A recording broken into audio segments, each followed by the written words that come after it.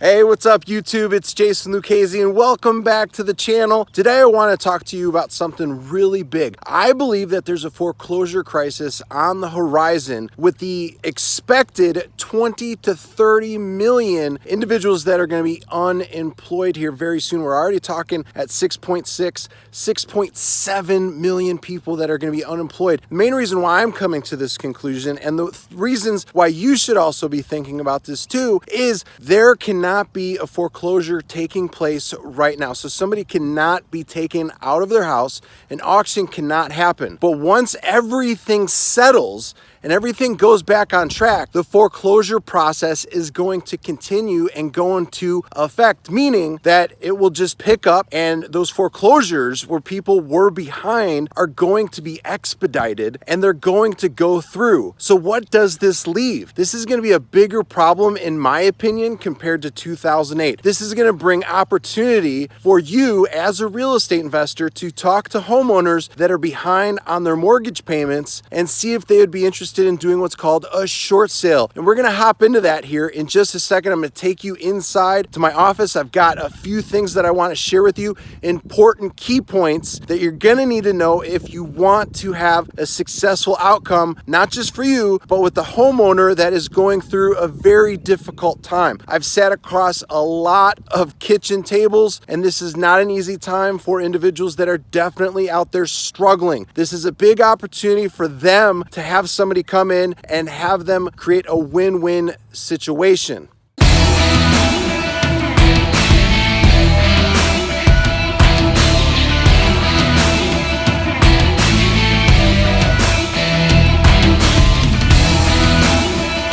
Hey, welcome back to the YouTube channel. It's Jason Lucchese. Make sure that you become a subscriber. Click on the little subscribe button over here and make sure you hit this little notification bell. Click all, and whenever we have new videos just like this one that come out, you will receive a notification and you will be able to watch it immediately. Thanks again for being here, and let's dive into today's content. Hey, we are in the home office and I wanted to give you this information through a presentation that I made just so that you could understand it a little bit better and that you could also rewind it, you could go forward to it, whatever you need to do so that you can take this information and use it to your advantage. Before I hop in though, I wanted to let you know we did a video last week and I'll put that video here so that you could take a look at it again. If you're brand new to the channel, we are giving away our purchase and sales agreement and our assignment of contract. I will let you know exactly how to download those absolutely for free. There's no email address that you have to put in. You could just download them straight to your computer.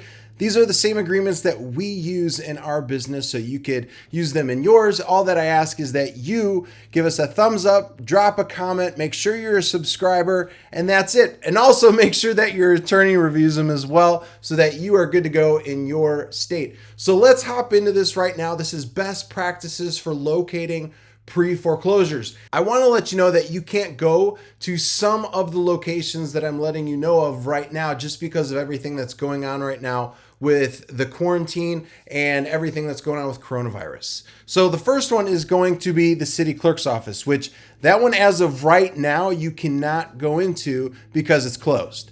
Now, we're talking about pivoting in this video and getting yourself prepared so that you could take advantage of when all this does reopen again, because we're going to see a flood of pre-foreclosures come into the marketplace. Now, for some states, it's going to be called a notice of default, and in others, it's going to be called a lis pendens. The same thing means the exact same, is that somebody is more than 3 payments behind and that they are having what's called a mortgage foreclosure associated as a lien, a judgment to the subject property. Now, you can go get these leads at the clerk's office absolutely for free. All you need to do is just find out exactly how to use their terminal at the actual clerk's office so that you could pull up the information that you need. So that's one of the ways that I did this back in 2008, 2009 when I was first getting started. And we still do this to an extent. We have folks go on our behalf and do it for us when the actual clerk's office is open. Now, this is going to be something that you could take advantage of once everything gets reopened, and I promise you everything will. I have good, strong faith and hope that everything is going to come back here very, very soon, but I want to get you prepared on what you could do now. Now, if you want to get these leads now, some of the things that we're going to talk about going into this are list stacking. You need to know what list stacking is, because if you are on a shoestring budget or a limited budget, or you just want to make sure that you're testing the waters on this and you don't want to spend a bunch of money, list stacking is the best way to do this. So you got to think about it. What are motivations for somebody? A pre-foreclosure is a huge motivation as itself, but if you want to go a little bit further, what list stacking is code violations. So what happens when somebody gets a code violation? They may have really tall grass. The property may be a danger to the public. There might be excessive trash. There might be mold on the property, unregistered automobiles.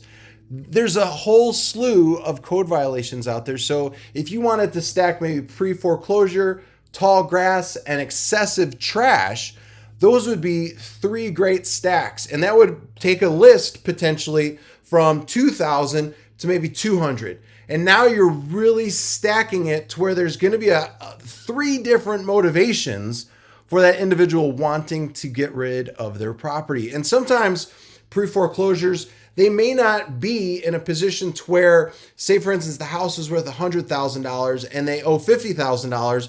Well, in this case, the bank's not going to do a short sale on it because they don't owe more than what the house is worth. In this case, you're going to just buy the house, pay off the existing mortgage, and now you've got $50,000 in equity on the property.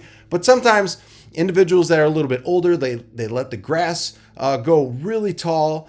Sometimes there might be excessive trash. Sometimes there might be issues with the roof, which is causing a danger, not just to the homeowner, but also to the public. If something collapses in on that house, there might be some issues, especially with asbestos, depending on the age of the house. If something collapses and opens up a sealed compartment to where there's asbestos in there, that's going to become a big, big problem.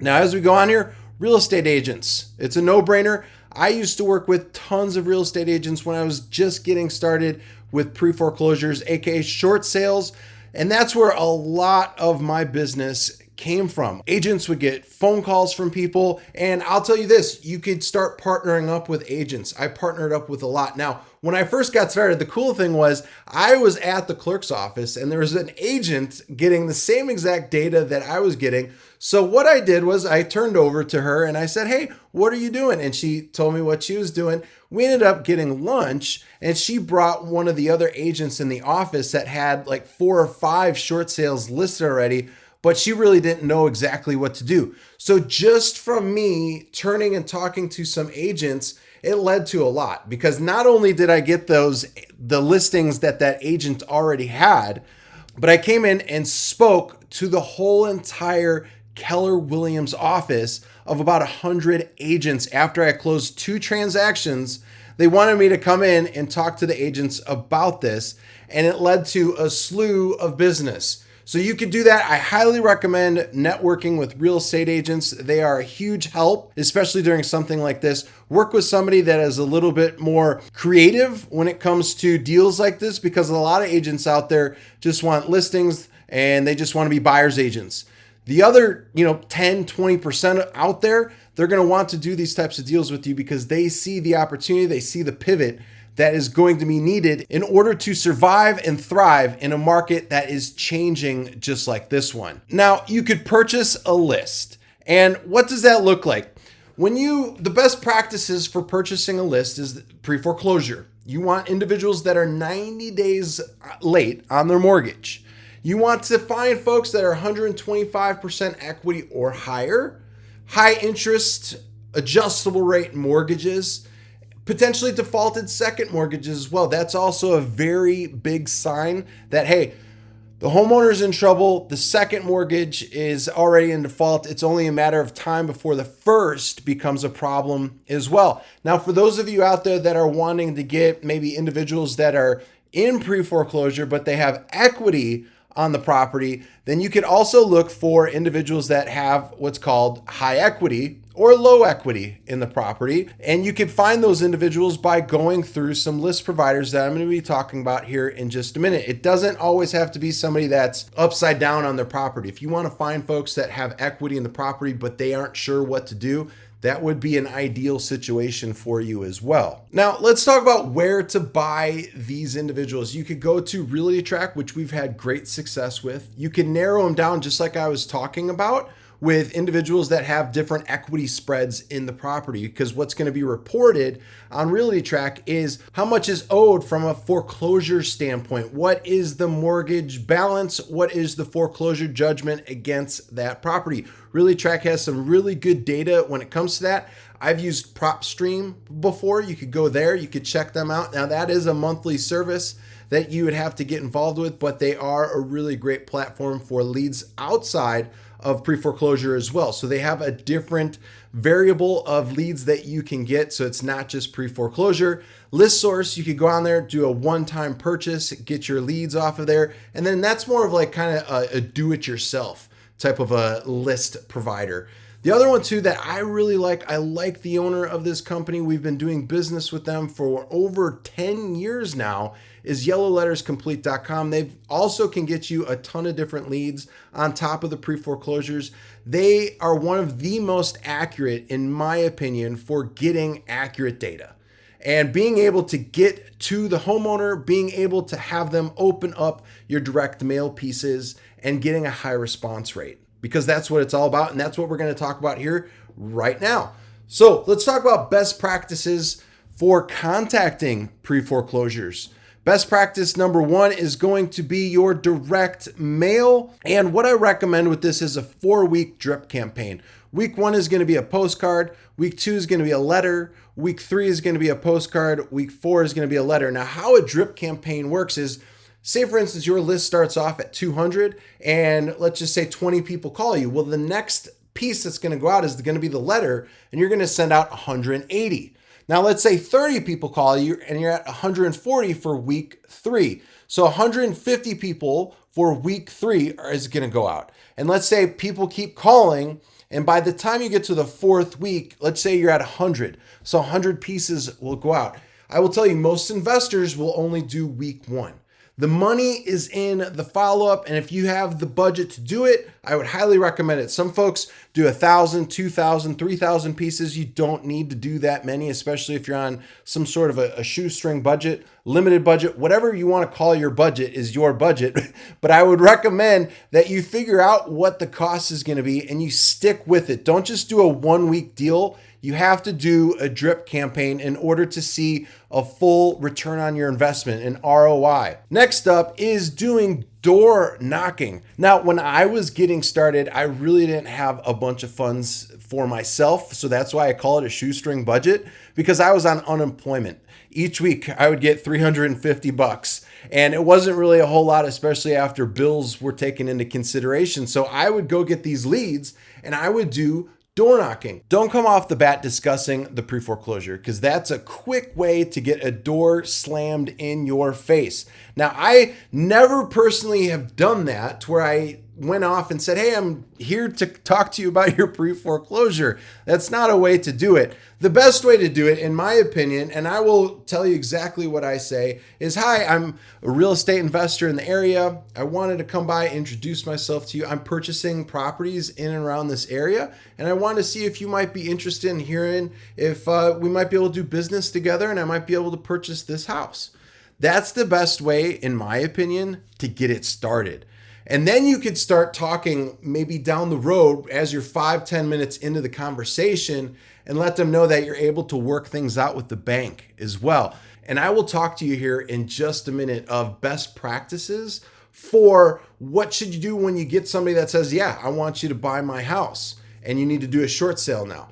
There's a best practice to that, and I want to make sure that you know what that is. Next step here is the leave behind. If somebody's not home and you are out doing door knocking, I'm all about doing things effectively. Because if you are on a shoestring budget, just like I was when I was just getting this started, you want to try and optimize everything that you can. So if somebody's not home, the leave behind works. Now I'm going to tell you exactly what I do. The door knocking works. The leave behind works. You're going to get a 40% low to 60% high of people that will respond to your leave behind. Now, the leave behind is a small post-it note that says this. This is the first line, okay, on the post-it note. Please call, exclamation point. And then right below that, put your phone number. Now, that phone number could be your Google number. That phone number could be to your cell phone. I would personally recommend having some sort of a Google number that forwards to your personal phone number so that people don't have your personal contact information. That's just me, but that's up to you. It's absolutely free to get a Google Voice number. And then from there, what I would do is put thanks and then your name.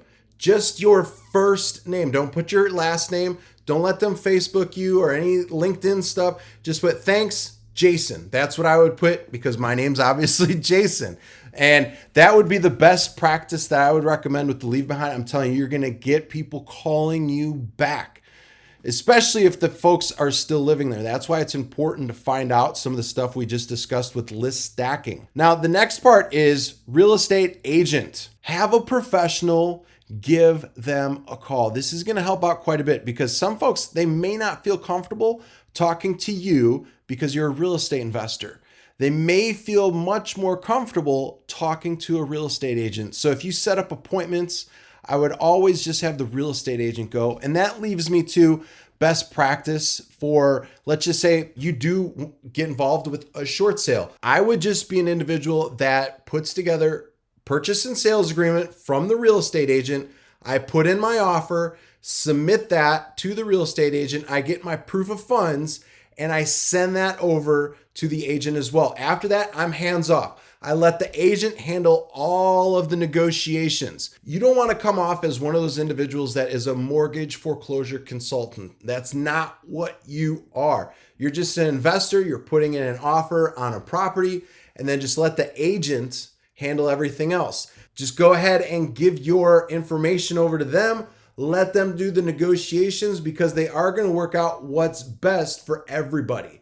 That means the bank, that means the homeowner, and that means us, the investor. Now, are we going to get our initial price? More than likely not.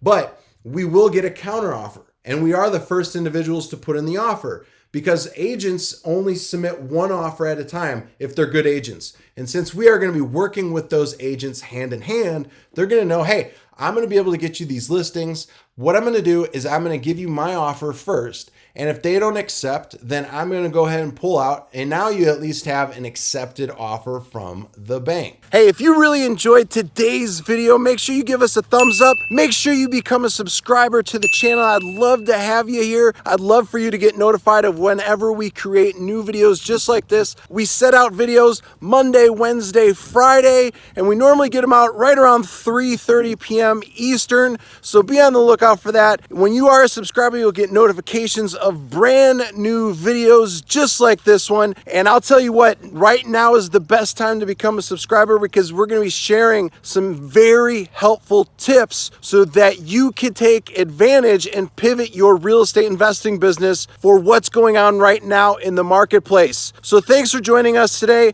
I really look forward to you smashing the thumbs up button, and also too for the purchase and sales agreement and the assignment of contract that I'm giving away absolutely for free. Make sure you go into the description. There are download links in there and you can go ahead and grab that information. So thanks again. I appreciate you and I will talk to you later. Stay safe out there, my friends, and I will see you on the next video. Take care. Bye now.